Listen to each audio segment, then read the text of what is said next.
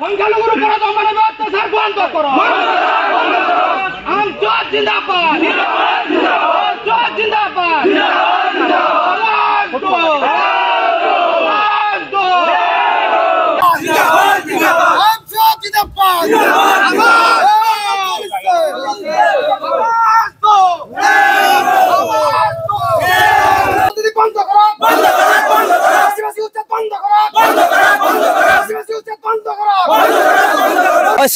আমি আজি অকল তামোলপুৰতে নহয়, আমি কেন্দ্ৰীয় সমিতি আমচুৰ সন্মানীয় বিষয়ববীয়াসকলৰ নিৰ্দেশ মৰ্মে আমি তামোলপুৰ জিলা আমচুৱে আজি DC অফিচৰ সন্মুখত আমি যি ৰেলী কাৰ্যসূচী আমি কৰিছোঁ। আপোনালোকে সকলোৱে জ্ঞাত যে অসমৰ বিভিন্ন প্ৰান্তত ধৰ্মীয় সংখ্যালঘুসকলক বিশেষকৈ চৰকাৰে যি অমানৱিক উচ্ছেদ কৰিছে আৰু অমানৱিকভাৱে যুগ যুগ ধৰি বসবাস কৰি অহা ভাৰতীয় নাগৰিকসকলক পুছবেকৰ জৰিয়তে যি হাৰাশাস্তি কৰিছে তাৰ প্ৰতিবাদ জনাই আমি আজি এই কাৰ্যসূচী আমি ঘোষণা কৰিছোঁ। আমাৰ কথা স্পষ্ট যে চৰকাৰে যদি চৰকাৰৰ মাটি ল'ব লাগে তেওঁলোকে লওক, কিন্তু মানুহখিনি সম্পূৰ্ণ পুনৰ সংস্থাপন দিব লাগিব।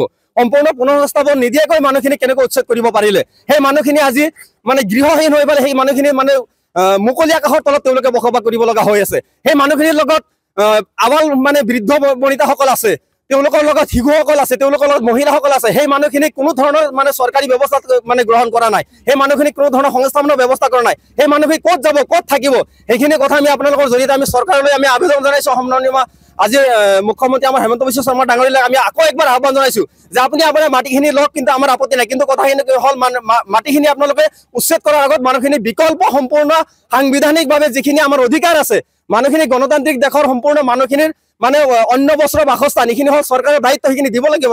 মানে নাগৰিকৰ মৌলিক অধিকাৰ, সেই মৌলিক অধিকাৰৰ পৰা আপুনি কিন্তু খৰ্ব কৰিব নোৱাৰে। যদি আপুনি মৌলিক অধিকাৰ যদি খৰ্ব কৰিব বিচাৰিছে তেনেহ'লে আপুনি কিন্তু যিকোনো ধৰণৰ মানে আন্দোলনৰ কাৰণে আপুনি কিন্তু প্ৰস্তুত থাকিব লাগিব। আমি এই অন্যায় কেতিয়াও মানি লোৱা নাই আৰু নলওঁ, ভৱিষ্যতে নলওঁ। আপুনি যিমানে উচ্ছেদ নকৰক কিয়, যিমানে আপুনি আপোনাৰ ক্ষমতা নেদেখাওক কিয়, আমি গণতান্ত্ৰিক দেশৰ এজন গণতান্ত্ৰিক নাগৰিক হিচাপে আমাৰ অধিকাৰৰ কাৰণে কিন্তু আমি ৰাজপথলৈকে আমি ওলাই আহিবলৈ আমি বাধ্য হৈছোঁ আৰু অহা দিনবোৰত আমি মানে আহি থাকিম। আমাৰ কথা স্পষ্ট যে পুছবেকৰ জৰিয়তে যুগ যুগ ধৰি বসবাস কৰি আহে এই অঞ্চলৰ, এই ভাৰতবৰ্ষৰ, এই অসমৰ মানে প্ৰকৃত ভাৰতীয় মানুহখিনিক তেওঁলোকে যি অন্যায় অত্যাচাৰ কৰি আছে সেইখিনি আমি মানি লোৱা নহ'ব। মানে অবৈধ ভাৰতীয় নাগৰিকসকলৰ মানে অবৈধ কোনো ধৰণৰ মানুহ আছে, তেওঁলোকে পুছবেক কৰক, আমাৰ ক'বলগীয়া নাই। কিন্তু পুছবেকৰ জৰিয়তে তেওঁলোকে ভাৰতীয় মানুহসকলক, যিসকলৰ NRC আছে, যিসকলে ভাৰত স্বাধীন হোৱাৰ আগৰ পৰা ইয়াতে থকা বুলি প্ৰমাণ পত্ৰ আছে, তেওঁলোকক কিয় তেওঁলোকে হাৰাশাস্তি কৰিছে? তেওঁলোকক কিয় আইনৰ আশ্ৰয় ল'বলৈ মানে সুযোগ তেওঁলোকক কিয় দিয়া হোৱা নাই? তেওঁলোকৰ চৰকাৰে মেজিষ্ট্ৰেটৰ ভূমিকা কিয় পালন কৰিছে? চৰকাৰ মেজিষ্ট্ৰেট নহয়, চৰকাৰৰ নিচিনা কাম কৰিব লাগিব।